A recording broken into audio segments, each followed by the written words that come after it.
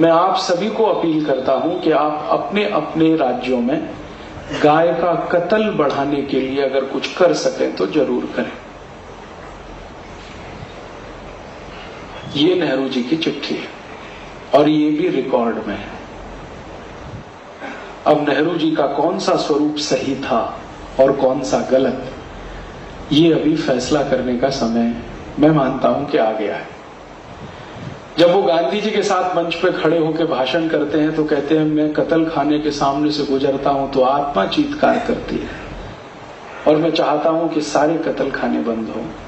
और जब वो प्रधानमंत्री बनते हैं तो मुख्यमंत्रियों को चिट्ठी लिख रहे हैं कि गाय का कत्ल बंद मत करो क्योंकि इससे विदेशी मुद्रा मिलती है। उस पत्र का सबसे अंतिम वाक्य बहुत खतरनाक है। उसमें नेहरू जी लिख रहे हैं कि मान लो हमने गाय की हत्या बंद करा दी और गोरक्षा होने लगी तो सारी दुनिया हम पर हंसेगी कि हम भारत को 18वीं शताब्दी में लेके जा रहे हैं। अर्थात नेहरू जी को यह लगता था कि गाय का कत्ल होने से देश 21वीं शताब्दी की ओर जाएगा और गोरक्षा होने से 18वीं शताब्दी में चला जाएगा। ये पत्र पढ़कर मैं बहुत विचलित हुआ। हमारे एक बहुत अच्छे मित्र हैं, उनका नाम है रवि राय, लोकसभा के अध्यक्ष रह चुके हैं। उनकी मदद से यह पत्र मुझे मिला पार्लियामेंट की लाइब्रेरी से। अब मैं तो कोई एमपी नहीं हूं, पार्लियामेंट में जा नहीं सकता, लाइब्रेरी में भी नहीं जा सकता, लेकिन एक दिन रवि राय जी को मैंने कहा कि आप निकलवा दीजिए, मुझे जरा पढ़ना है ये। इसकी फोटोकॉपी भी रखनी है, कभी भविष्य में काम आए। और वो फाइल भी देखनी है जिसपे नेहरू जी का नोट है। तो उन्होंने बेचारे ने बड़ी मदद की और ये सब निकलवा दिया। ये पढ़ के मैं बहुत परेशान हूं और मैंने ये जानने की कोशिश की कि आखिर नेहरू जी के जीवन में वो कौन सी बात थी जिसके कारण वो गोहत्या को चालू रखना चाहते थे। पत्र में वो लिख रहा है कि इससे विदेशी मुद्रा मिलती है। तो क्या सिर्फ विदेशी मुद्रा ही एक बड़ा प्रश्न था या इसके पीछे भी कुछ और था? मेरा एक व्यक्तिगत मानना है, वो गलत भी हो सकता है, कि व्यक्ति अपने सार्वजनिक जीवन में जो कुछ भी करता है उसकी जड़ उसके निजी जीवन में जरूर होती है।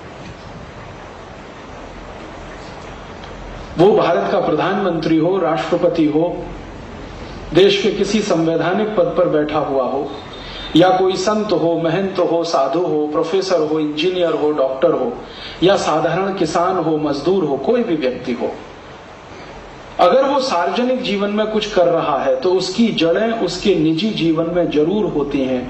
पब्लिक लाइफ में व्यक्ति जिस तरह से व्यवहार करता है उसका रिफ्लेक्शन उसके प्राइवेट लाइफ से निकलता है। माने नेहरू जी की प्राइवेट लाइफ में क्या था जो गाय की हत्या के लिए वो इतने परेशान, और इसके लिए मैंने बहुत प्रयास किया।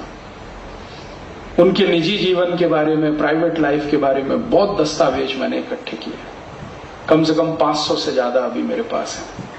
तो पता चला कि नेहरू जी स्वयं गाय का मांस खाते थे।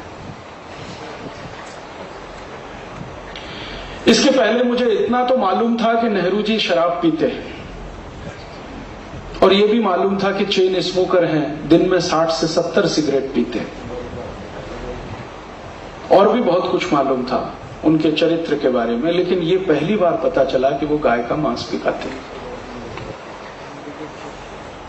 और उनके गाय के मांस के भोजन को बनाकर तैयार करके लंच के रूप में भिजवाने का काम दिल्ली का वो होटल करता रहा जहां अभी थोड़े दिन पहले जॉर्ज बुश रोका। और नेहरू जी का एक लंच का खर्चा उस जमाने में 13,000 रुपए होता था, जिस पर भारत के एक समाजवादी नेता ने बड़ी कड़क टिप्पणी की थी, राम मनोहर लोहिया। उन्होंने संसद में एक दिन बहुत जोरदार भाषण दिया था कि नेहरू, तुम्हारा एक समय का भोजन का खर्च 13,000 रुपए है और भारत के 14 करोड़ लोगों को 2 समय खाने को रोटी नहीं, तुमको शर्म नहीं आती? उस जमाने में संसद में लोहिया जी एक व्यक्ति थे जो नेहरू जी को इस तरह से बोल पाते थे। बाकी तो सब नेहरू के आगे पीछे दुम हिला के घूमते रहते थे। तो जब ये दस्तावेज मिल गए तो मैं समझ गया कि नेहरू जी के मन में गाय के प्रति जो प्रेम था वो दिखावे का था, गांधी जी को प्रभावित करने के लिए था और भारत का प्रधानमंत्री बनने के लिए था। एक बार प्रधानमंत्री बन गए, अब तो कोई कष्ट नहीं है, कोई रोकने वाला नहीं, कोई टोकने वाला नहीं, और सरदार पटेल की मृत्यु के बाद तो कोई नहीं उनके सामने चुनौती देने वाला। तो उनका असली रूप पूरे देश के सामने आया। और ये जितनी बातें मैंने आपसे कही हैं, ये सब भारत की लोकसभा के रिकॉर्ड्स पर मौजूद हैं। कभी इतिहास लिखा जाए तो ये सब उसमें आ जाए। तो हम समझ सकते हैं कि नेहरू जी से कोई अपेक्षा नहीं कि वो गाय की रक्षा करने के लिए कुछ करें। फिर मैंने सोचा नेहरू जी के बाद वालों को क्या हुआ, उनका तो समझ में आ गया, चलो ठीक है। बाद में इतने प्रधानमंत्री आए, उनका क्या हुआ, उन्होंने क्यों नहीं कानून बनाया गोरक्षा का? क्योंकि गोरक्षा का कानून बनाने की बात 1947 से चल रही है, जिस दिन आजादी मिली उस दिन से चल रही है, और अब सन 2006 आ चुका है, लगभग 60 वर्ष पूरे होने जा रहे हैं। तो बाद के प्रधानमंत्रियों ने क्या किया? तो वो रिकॉर्ड्स देखना शुरू किया तो पता चला कि एक बार श्री लाल बहादुर शास्त्री ने और एक बार श्री मोरारजी देसाई ने पूरी ईमानदारी से कोशिश की थी, लेकिन उसमें कामयाब नहीं हो पाए। मोरारजी भाई ने जब ये कानून बनाने का तय किया तब तक देर हो गया और उनकी सरकार गिर गई। या मैं सोचूं दूसरे तरीके से कि उनकी सरकार गिरा दी गई है, क्योंकि उनकी सरकार को गिराने के पीछे जो तर्क था वो हमारे गले आज तक नहीं उतरता।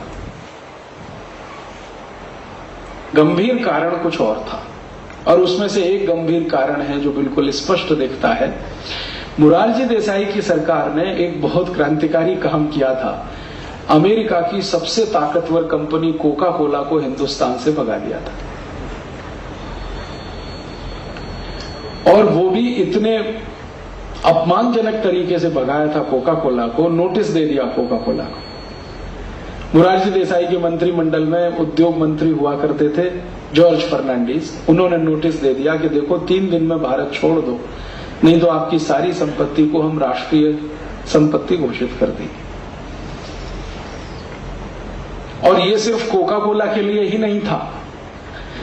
हॉलैंड की एक बहुत बड़ी कंपनी इस देश में है जिसका नाम है यूनिलीवर, जिसने नाम बदल के अभी धंधा शुरू किया है हिंदुस्तान लीवर। इसको भी नोटिस था कि आप अगर अपनी शेयर इक्विटी कम नहीं करते तो आपका भी धंधा बंद कराएंगे। और अंत में वो नोटिस सभी विदेशी कंपनियों को था जिनको ये कहा गया था कि आप भारत में अपनी पूंजी को कम कर दीजिए, नहीं तो आप सबको हम भारत से भगाएंगे। ये एक बड़ा कारण था मोरारजी भाई की सरकार गिराने में। और दूसरा कारण था, मोरारजी भाई ने एक घोषणा की थी कि जैसे गुजरात को शराब मुक्त बना दिया वैसे पूरे देश को बना देंगे। और आप जानते हैं कि गुजरात आज तक शराब मुक्त प्रदेश है। यह अलग बात है कि चोरी छुपे वहां मिल जाती है, लेकिन कानूनन रूप से गुजरात में न शराब बिक सकती है, न कोई पी सकता है, न कोई बना सकता है। ये मोरारजी देसाई का चमत्कार है, आज तक है। तो मोरारजी भाई ने कहा कि जैसा गुजरात में किया वो देश में कर देंगे, तो शराब वाले सब बौखलाए हुए थे उनसे। और मोरारजी भाई ने एक तीसरा काम और किया था कि उन्होंने कहा कि बहुत जल्दी मैं गांधी जी का सपना पूरा करूंगा, गो हत्या पर बंदी लगेगी और सारे देश में लगेगी, और जो गौ हत्या करेंगे उनको सजा कम से कम फांसी की होगी। तो इस पर ये कसाई लोग सब बिदक गए। तो ये तीनों लॉबी, शराब बेचने वालों की लॉबी, विदेशी कंपनियों की और ये कसाई लोगों की, ये तीनों सरकार के खिलाफ थे। और इन्होंने कोई षड्यंत्र रचा होगा जिसका दुष्परिणाम मोरारजी भाई की सरकार चली। एक बार ऐसा प्रयास शास्त्री जी ने भी किया था, लेकिन वहां भी दुर्भाग्य क्या हुआ कि शास्त्री जी ये प्रयास को शुरू करके ताशकंद गए समझौता करने पाकिस्तान से जनवरी 1966 में, और वहां से जीवित वापस नहीं लौटे। कानून बनाने के लिए जो पूरी कोशिश की थी वो वहीं की वहीं रुक गई।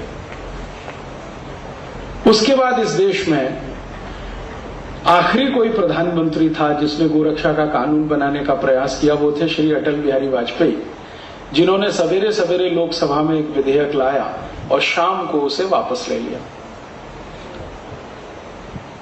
क्यों? तो श्री अटल बिहारी वाजपेयी की सरकार को समर्थन देने वाली दो बड़ी राजनीतिक पार्टियां, एक का नाम तेलुगु देशम और दूसरी तृणमूल कांग्रेस, दोनों ने लोकसभा में कहा कि अगर ये विधेयक आएगा और बहस होगी तो हम अभी सरकार से समर्थन वापस लेते हैं और सरकार गिराते हैं। ममता बनर्जी ने जब ये बयान दिया लोकसभा में तो बाहर आते ही उनको पत्रकारों ने पूछा कि आप ऐसा क्यों बोल रही हैं, गाय की हत्या बंद हो जाने दीजिए, बहुत समय से ये चल रहा है मामला। तो ममता बनर्जी ने जोर से कहा कि गाय का मांस खाना मेरा मौलिक अधिकार है, कोई कैसे रोक सकता है। किसी पत्रकार ने याद दिलाया कि आप तो ब्राह्मण हैं, पंडित हैं, बंगाली, और आप ऐसा बोलते हैं। उसने कहा सो व्हाट। और दूसरी तरफ ये जो तृणमूल कांग्रेस जैसी ही एक पार्टी है तेलुगु देशम, उसका जो मुख्य चंद्रबाबू नायडू, उसने हैदराबाद में बयान दिया कि अगर सरकार ने गोहत्या का विधेयक पारित कराया तो कल समर्थन हम वापस लेते। तो श्री अटल बिहारी वाजपेयी अपनी सरकार बचाने के चक्कर में वो बिल जो सवेरे लाया वो शाम को बिना बहस के वापस ले लिया।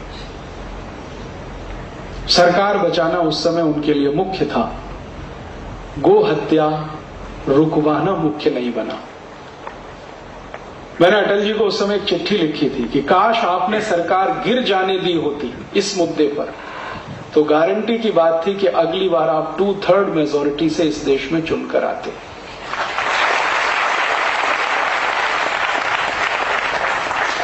क्योंकि गो हत्या का विषय भारत के 80 करोड़ लोगों का, 85 करोड़ लोगों का हृदय का मामला है, हृदय से जुड़ा हुआ विषय। लेकिन वो इतनी दूरदर्शिता नहीं दिखा पाए और वो सरकार भी गई और गो हत्या तो खैर आज तक हो ही रही है।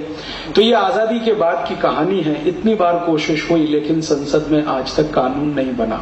कारण क्या है इसके पीछे? इस पर आजकल मैं थोड़ा खोज कर रहा हूं। क्यों संसद में कानून नहीं बनता है? क्यों कुछ सांसद खड़े होकर चिल्लाने लगते हैं जब भी ये विषय आता है बहस के लिए? हमारे भारत में राजनीतिक दलों में ऐसे कई नेता हैं, ये बात कहने के लिए आप मुझे माफ करेंगे, हमारे राजनीतिक दलों में ऐसे कई नेता हैं जो गाय का मांस बेचकर अपना धंधा चला रहे हैं। कई नेता हैं ऐसे। और इस हिंदुस्तान में 3600 जो कत्ल खाने चल रहे हैं रजिस्टर्ड, उनमें से 50 से 60% कत्ल खाने राजनीतिक नेताओं के हैं जिनकी पूंजी से ये काम चल रहा है।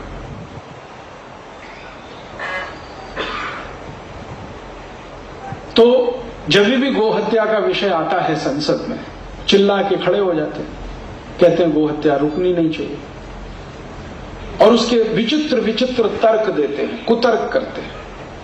जैसे एक कुतर्क करते हैं, महाराष्ट्र के भी कई नेता हैं, वो बहुत कुतर्क करते हैं। उनमें से एक नेता तो वर्तमान में कृषि मंत्री हैं।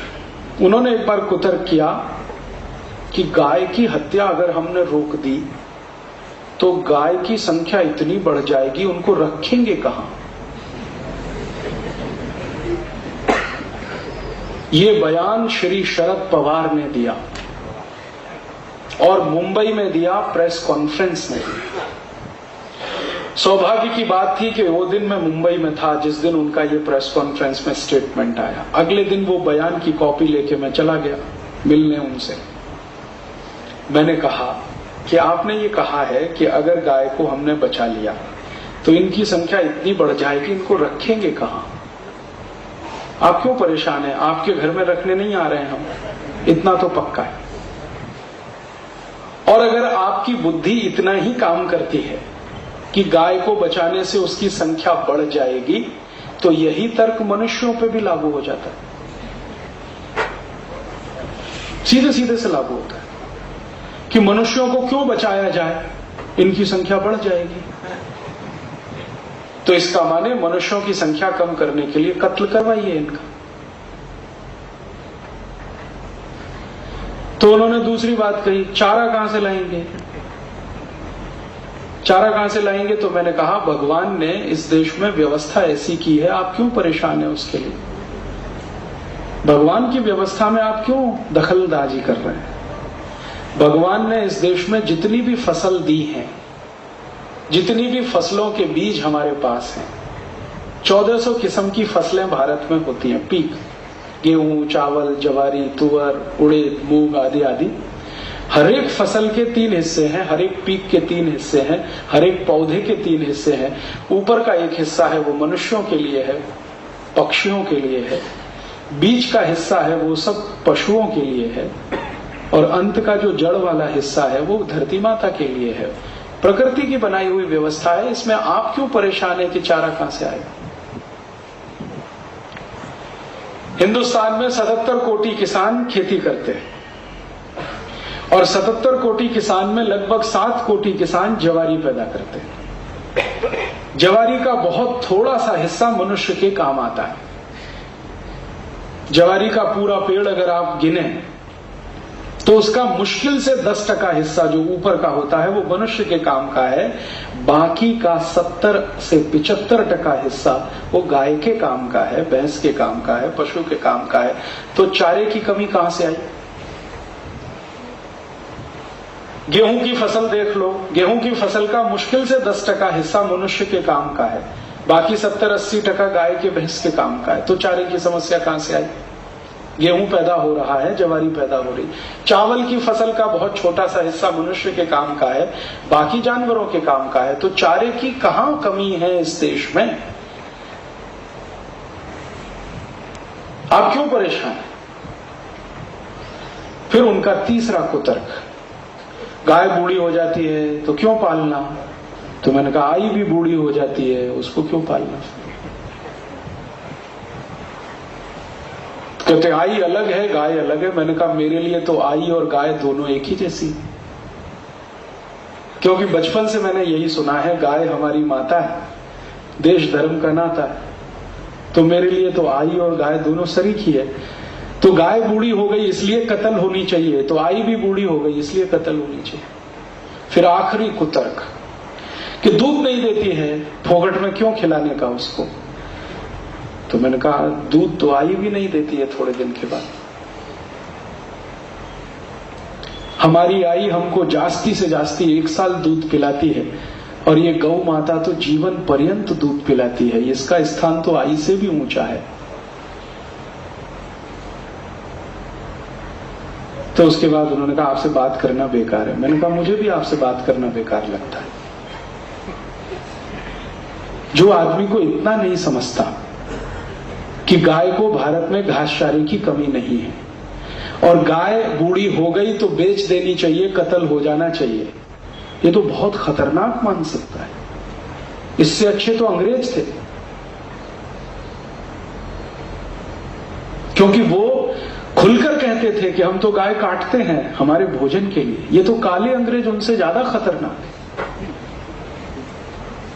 जो भारत और भारतीयता का लबादा ओढ़े हुए हैं और दिमाग में पूरी अंग्रेजियत भरी हुई है। और मैं आपको एक और बात कहना चाहता हूं कि ये जो कुतर्क हैं, ये सिर्फ शरद पवार का मैंने नाम इसलिए ले लिया कि वो प्रतीक व्यक्ति है, वरना ये कुतर्क हिंदुस्तान के बहुत सारे पढ़े लिखे लोगों के कुतर्क बन चुके हैं। और खासकर ऐसे पढ़े लिखे लोग जिनको थोड़ी अंग्रेजियत की शिक्षा मिली है, कॉन्वेंट में पढ़े हैं, इंजीनियर डॉक्टर बने हैं, उनके भी ये कुतर्क बन चुके हैं। शरद पवार तो प्रतीक मात्र है, वहां कोई और भी हो सकता है जो इसी तरह की बात करे। ये कुतर्क आए कहां से? किसने डाले हैं हमारे देश के पढ़े लिखे लोगों के दिमाग में? कौन जिम्मेदार है इनके लिए? ये भी मैं समझने की कोशिश कर रहा हूं। तो पता चला कि ये कुतर्क भारत से नहीं, पश्चिम से आ रहे हैं, वेस्ट से आ रहे हैं। उनके फ्रेज हैं, उनके ईडियम्स हैं जिनको हम इस्तेमाल कर रहे हैं। और इन्हीं कुतर्कों के आधार पर भारत में सरकार चलाने वाले लोग और सरकार चलाने के लिए मदद करने वाले अधिकारी दोनों मिलकर गाय की हत्या करवाने में लगे हुए हैं। और मैं आपको एक बहुत कड़ी बात कह रहा हूं, वो ये कि भारत का एक मंत्रालय है जिसका नाम है कृषि मंत्रालय। कृषि मंत्रालय के नीचे काम करने वाला एक मंत्रालय है पशुधन मंत्रालय। माफ करिए, ये पशुधन मंत्रालय नहीं है, पशु कत्ल मंत्रालय है। क्योंकि वहां से जितने भी नोटिस जारी होते हैं, जितने भी नियम कायदे बनते हैं, कानून बनते हैं, वो सब पशुओं के कत्ल के समर्थन में और पशु हत्या रोकने के विरोध में। ताजा उदाहरण, महाराष्ट्र में 6 लाख मुर्गियों को मार डाला।